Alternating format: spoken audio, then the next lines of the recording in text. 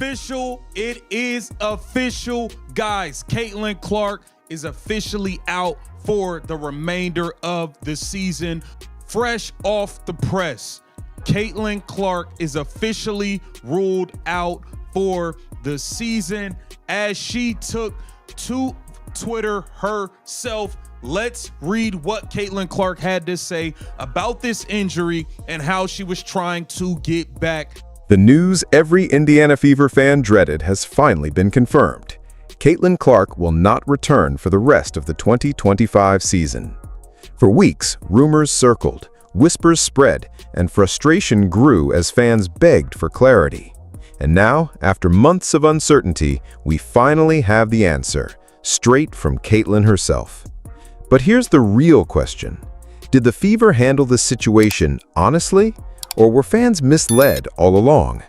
Because while Clark's announcement put an end to speculation, it also sparked something even bigger: anger, disappointment, and a sense that the truth was being hidden until the very last moment. This isn't just about an injury, this is about trust, about transparency, and about how one of the WNBA's brightest stars was sidelined while the team continued to play the day-to-day game. And the deeper you look, the more you realize this was never just about Caitlin Clark's health. When the news finally broke, it didn't come from a leaked report, an insider tweet, or even the Fever's front office. It came from Caitlin Clark herself. In her own words, she confirmed what fans had been fearing: her season is officially over. Her statement wasn't just clinical, it was emotional. Caitlin admitted that disappointed isn't a big enough word to capture how she feels. She described spending hours in the gym day after day, clinging to the hope that she could fight her way back onto the court. For someone as fiercely competitive as Clark, being sidelined isn't just frustrating, it's devastating. But even in her frustration, she showed a side of herself that fans have always admired. She thanked the people who stood by her during the uncertainty, the teammates, the coaching staff, and most importantly, the fans who packed the stands even when she couldn't play. She admitted that seeing the Fever faithful show up gave her perspective, that even in the middle of disappointment, there was something bigger than her individual comeback: the growth of this team. Caitlin didn't make the moment all about her. Instead, she shifted the focus back to the Fever, expressing pride in how the team has only grown stronger through adversity. And then she issued a challenge. It's time for the Fever to close out the season and claim their spot in the playoffs without her on the floor. The tone of her statement struck a balance between heartbreak and hope. She didn't shy away from how painful the process has been, but she also reminded everyone of why she's more than just a player. She's a leader. Still, for all the grace in her words, her announcement left fans with lingering questions. Was this really about protecting Caitlin Clark's health, or was there something more strategic going on behind the scenes? Because her message may have provided closure, but it didn't provide the whole story. Not long before Caitlin Clark released her statement, word started to leak about a private meeting. Reports suggested it wasn't just Caitlin and her inner circle. It included Stephanie White, key members of the Fever's front office, medical staff, and people close to Clark who all had a stake in this decision. So what really went on in that room? That's the question fans have been asking ever since. Because if you think this was just about updating her medical chart, think again. The timing, the messaging, and the way this all played out point to something bigger. Was this meeting about Caitlin's health and whether her body could withstand another push this season? Or was it about shaping the announcement itself, deciding who would speak first, what language they would use, and how the team would present the news to the public? Because let's be honest, organizations don't just hope for the best when it comes to their star player. Every word is calculated, every move designed to manage the narrative. And that's why fans are skeptical. If Clark had already been ruled out internally weeks ago, why drag it on? Why the endless cycle of day-to-day, game-time decision, and questionable updates? Some believe the Fever didn't want to admit the truth too early, fearing it would crush momentum and deflate ticket sales. Others think they were buying time, hoping for a miracle recovery that just never came. Whatever the case, that closed-door meeting was more than just a medical check-in. It was the moment the Fever decided how to break the news and how to control the story before fans completely turned against them. And when the team's official statement finally dropped, it only fueled more suspicion, because the wording was just a little too polished, a little too similar to what Stephanie White had already been saying for weeks. Not long after Caitlyn's words hit social media, the Indiana Fever issued their own announcement. On the surface, it sounded exactly like what you'd expect from a professional organization. They confirmed that Clark would miss the remainder of the season. They repeated the timeline of her injuries: the right groin strain that first sidelined her back in July, the bone bruise she picked up during rehab, and the nagging setbacks that ultimately made a return impossible. But here's where fans started raising eyebrows. The Fever's statement leaned heavily on one phrase: her long-term health and well-being remains our top priority. If that sounds familiar, it's because head coach Stephanie White had been using nearly identical language for weeks, almost word for word. To many, it didn't feel like fresh information, it felt like a pre-scripted line finally being rolled out. The team also made sure to emphasize that Caitlyn had worked so hard throughout rehab, doing everything possible to get back. And while that's true, the way they framed it gave some fans the impression that they were carefully shaping a narrative, almost like they were shielding themselves from blame. Think about the timing. For almost 2 months, Clark was listed as day-to-day. Every game, fans wondered if this would be the night she made her return. And then, suddenly, after weeks of uncertainty, the organization comes out with a polished, almost rehearsed statement saying there was never enough time left in the season for her to come back safely. That disconnect hit hard. If they already suspected she wouldn't play again, why string people along? Why not just say, she's out 6 to 8 weeks, we'll reevaluate later?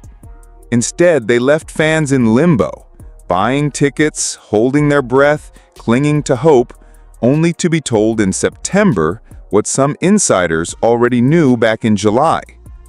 The Fever statement was supposed to bring clarity. Instead, it gave fans even more reason to feel like they'd been misled. Because while the words sounded supportive and professional, to many, it felt like damage control. And that frustration only grew louder once people started revisiting Caitlyn's injury timeline.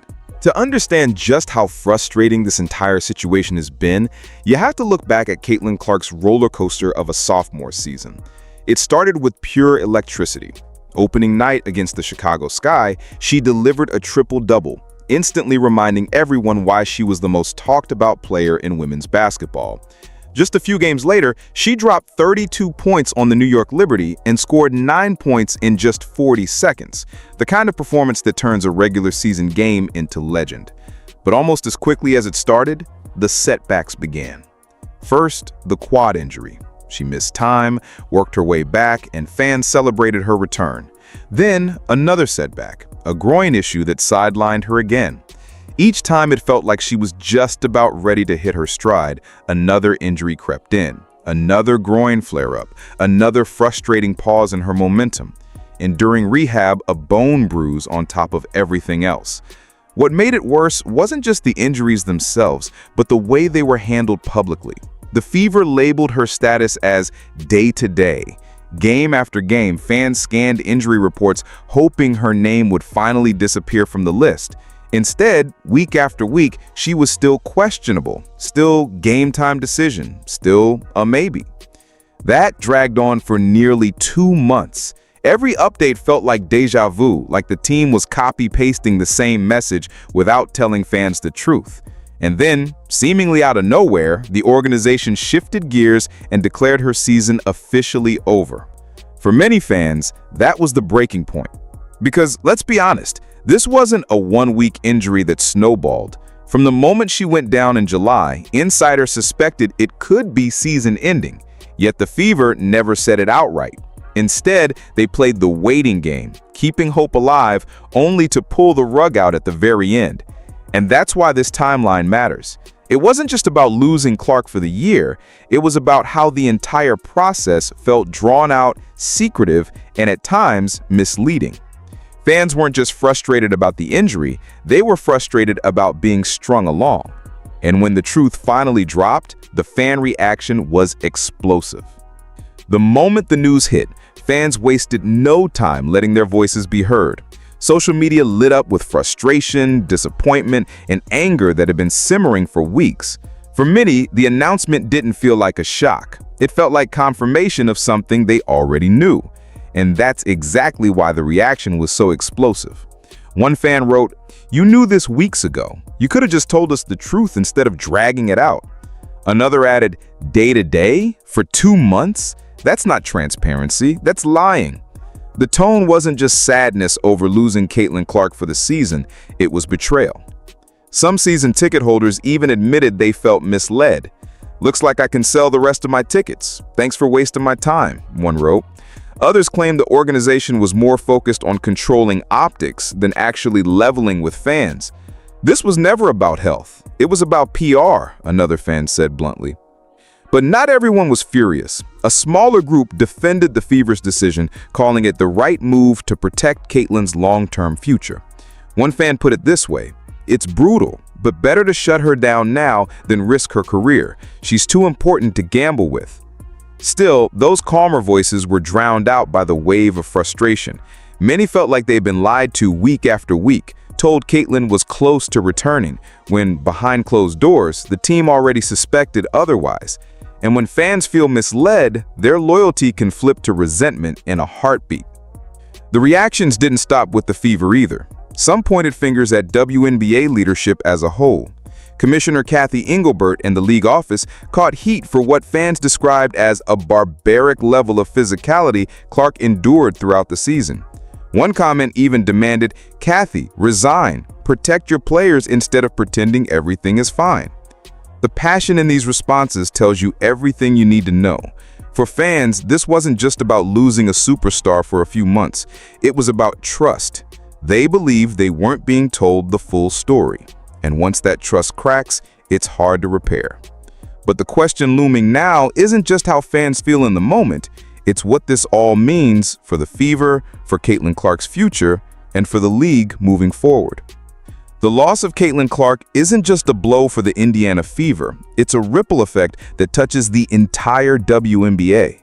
For the Fever, this changes everything. Their playoff hopes suddenly look less certain, and even if they make it, the idea of making a deep run without their superstar floor general feels like a long shot. Clark wasn't just another player, she was their engine, their spark, the one who could take over a game in the final minutes. Without her, the Fever are forced to rewrite their identity on the fly. But the bigger story goes beyond this season. Fans are already asking the hard question, when will we actually see Caitlin Clark back on the court?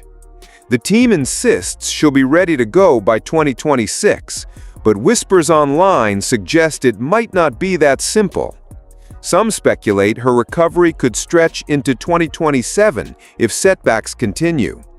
Whether that's true or not, the very fact that people are doubting the timeline shows just how much trust has been eroded. Then there's the league itself. Clark's presence wasn't just valuable to the Fever, it was vital to the WNBA's growth. She brought record viewership, sold-out arenas, and a new wave of fans. Losing her for the rest of the season is more than just a team issue, it's a league-wide problem. And the way the injury was handled has left fans pointing fingers at the league office as much as the Fever's front office. A growing chorus of voices says Clark wasn't protected enough on the court. The physical play she endured this season, what many described as targeting, wasn't just hard fouls, it was a test of survival. Fans argue that league officials looked the other way, and now the WNBA has lost its brightest star for an entire year. One fan put it bluntly, protect your stars or risk losing the league's future. And let's not forget the human side. Caitlin Clark is only in her second season, and instead of building momentum, she's facing a long road of rehab, recovery, and questions about durability. For an athlete who thrives on rhythm and competition, 2 years without steady play could be devastating. So the bigger picture here isn't just about one season ending. It's about how this moment will shape Clark's career, the Fever's reputation, and the WNBA's ability to grow and protect its stars. Because when fans start to believe they've been misled, and when a league's brightest talent is sidelined, the fallout doesn't disappear overnight. The stage is now set for the toughest question of all. Was this decision really about protecting Caitlin Clark, or was it about protecting the Fever's image? Caitlin Clark's season is over, and with it, so are the hopes of seeing one of the WNBA's brightest stars light up the court in 2025. What started with record-breaking moments and flashes of brilliance has ended with months of frustration, unanswered questions, and a painful announcement that felt inevitable, yet still left fans stunned. From Caitlin's heartfelt statement to the Fever's carefully worded release, the message was clear. Her long-term health comes first. But the way this news unfolded has left many wondering whether the organization valued transparency as much as they claimed. Was the delay in announcing her status really about holding out hope, or was it about protecting ticket sales, playoff hype, and the team's image? The injury timeline, the day-to-day labels, the recycled language about long-term health, it all painted a picture of a team that knew more than it let on. And while some fans are ready to move forward, others feel betrayed, convinced they were misled for weeks. That crack in trust doesn't heal easily, especially when it involves the league's biggest star. For the WNBA, this is a critical moment. Losing Clark is more than just one team losing its leader. It's the league losing its top draw. Protecting players, being transparent, and earning back fan trust will be vital if the Fever and the WNBA want to avoid this kind of backlash again. So here we are. The Fever move on without Caitlin. Fans are left with more questions than answers, and Clark herself faces the long road of rehab, recovery, and questions about durability. But one question will hang over this entire season. Was this truly about protecting Caitlin Clark, or was it about controlling the narrative until there was no other choice? What do you think? Did the Fever make the right call, or did they mishandle this from the start? Let me know your thoughts in the comments below.